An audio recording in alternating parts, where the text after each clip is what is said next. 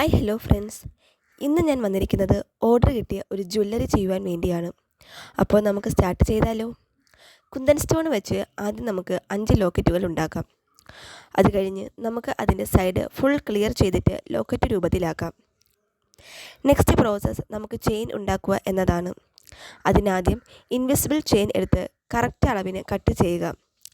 അത് കഴിഞ്ഞ് ആദ്യം ലോക്കറ്റ്, പിന്നെ ഒരു ഗോൾഡൻ ബീഡ്സ്, അത് കഴിഞ്ഞ് ഗിയർ ലോക്ക് ഇട്ട് ലോക്ക് ചെയ്ത് വയ്ക്കാം.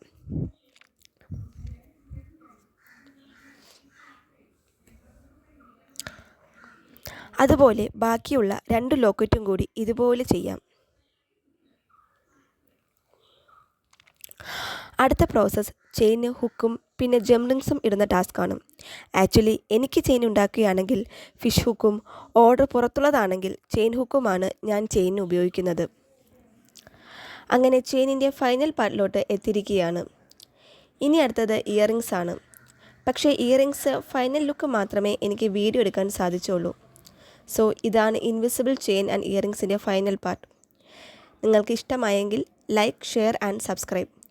അപ്പോൾ ഇന്നത്തേക്ക് ഇത്രയേ ഉള്ളൂ. ബൈ.